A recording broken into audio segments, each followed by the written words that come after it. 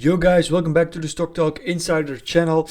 As of today, I am back with the uploads. I have been lacking a little bit, but we are back and we will be starting fully from today.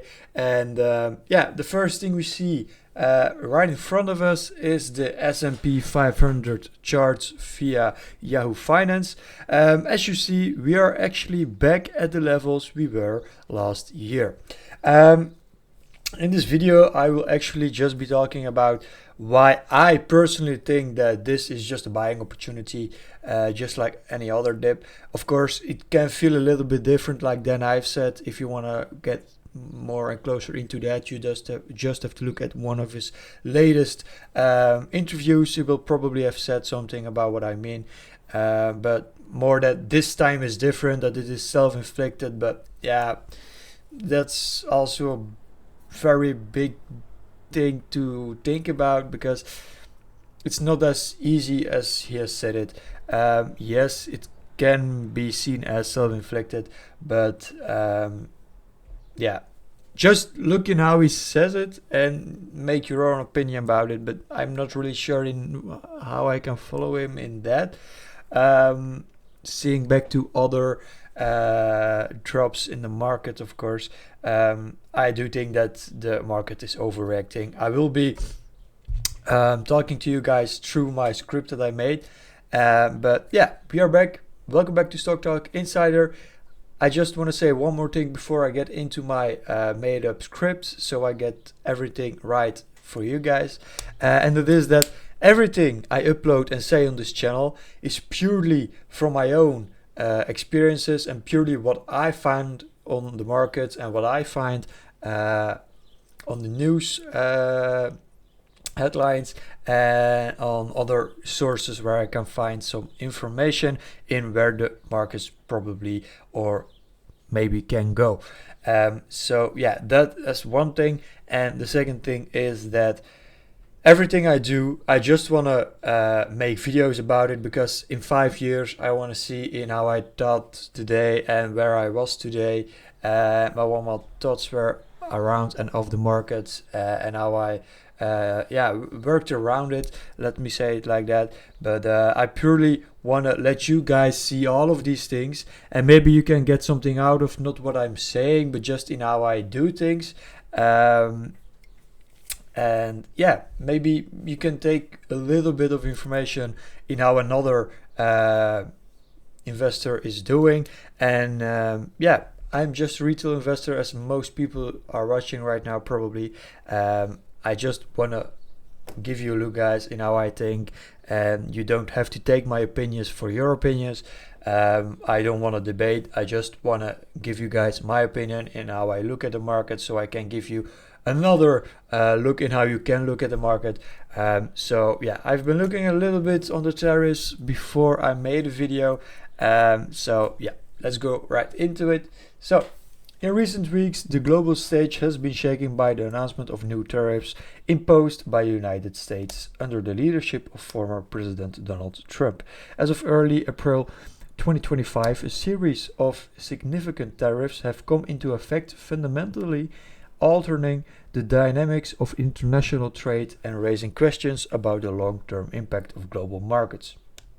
The situation at hand, a complex web of tariffs and trade tensions. As many know, Trump's economic strategy has long focused on correcting what he perceives as imbalances in the global trade system. His administration has been particularly vocal about the trade deficits the United States faces, especially with economic giants like China, the European Union, EU, and Japan.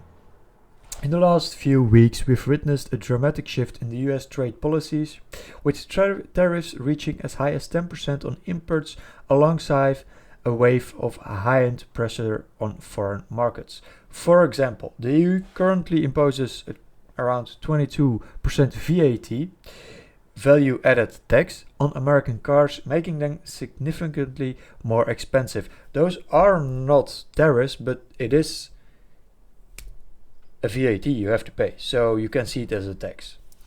It is a tax, but you can see it as a tariff.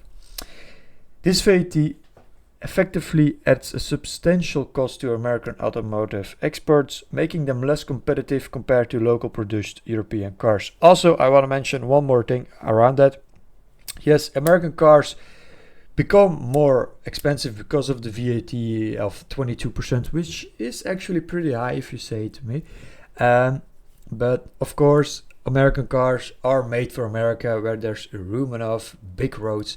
Here in Europe, you have crunkles, you have very tiny roads, then you have big roads again. But the roads here are not really made for the bigger cars from America. That's why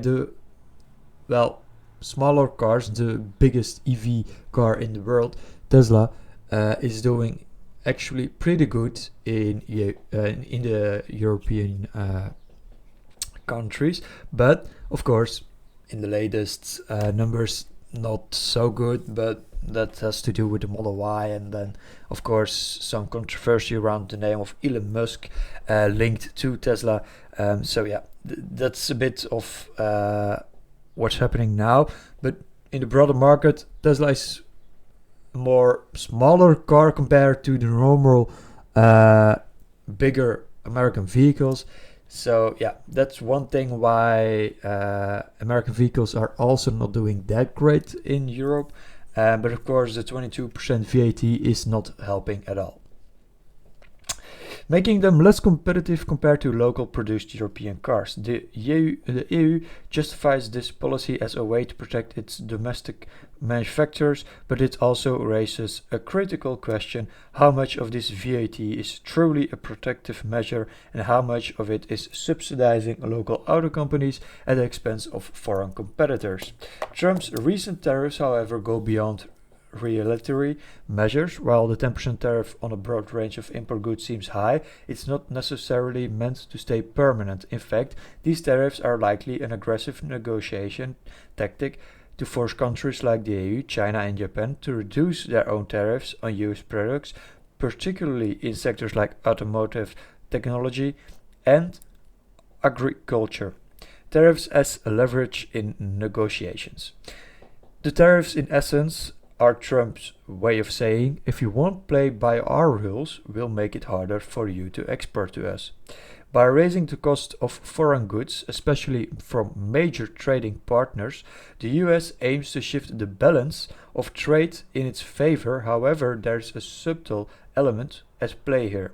Trump has repeatedly avoided committing to keeping these tariffs in place permanently, leaving room for the possibility of negotiations. This suggests that the tariffs are, at their core, a tool for leverage, a way to force trade partners to negotiating table to come to new agreements.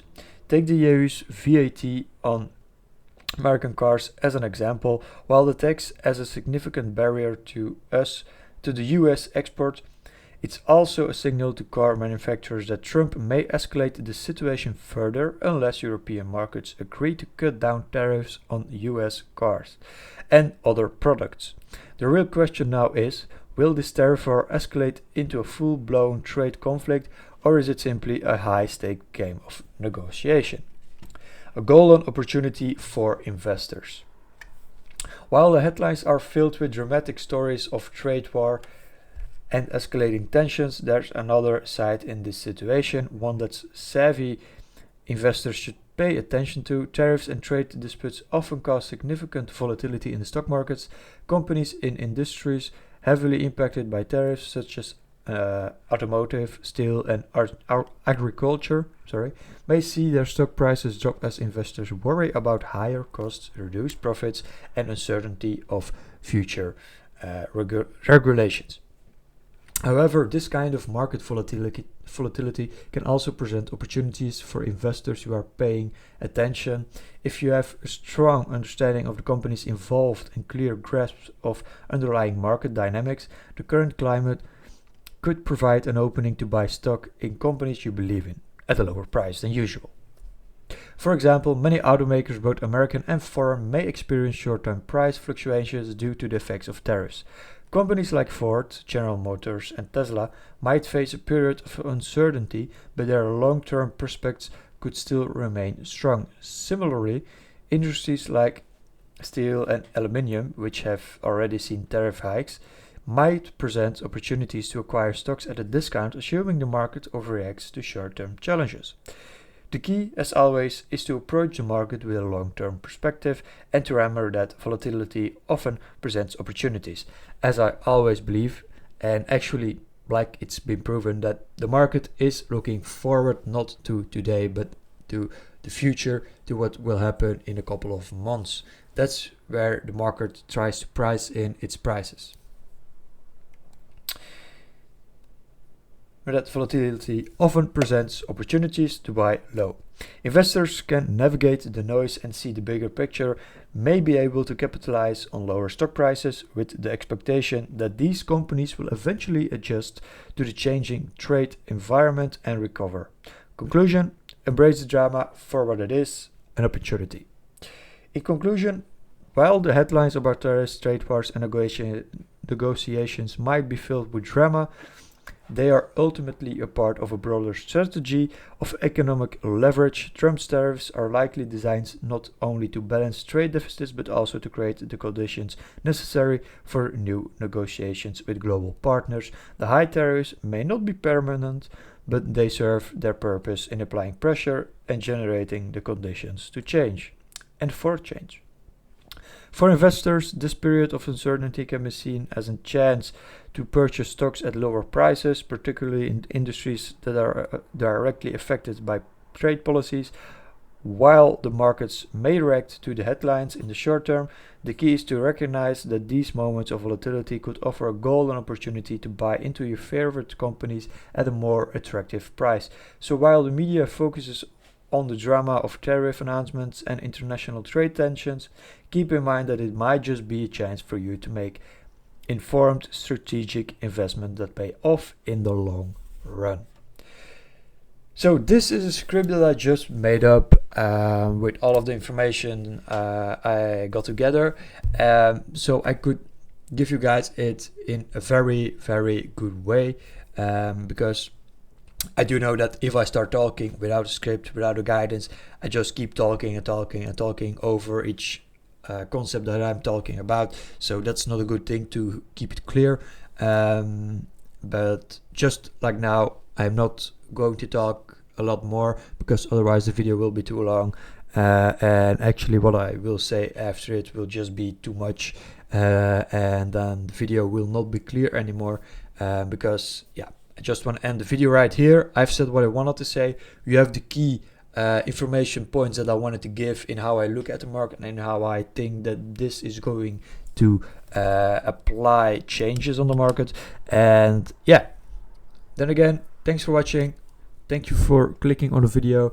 And then I will be seeing you later. And bye-bye.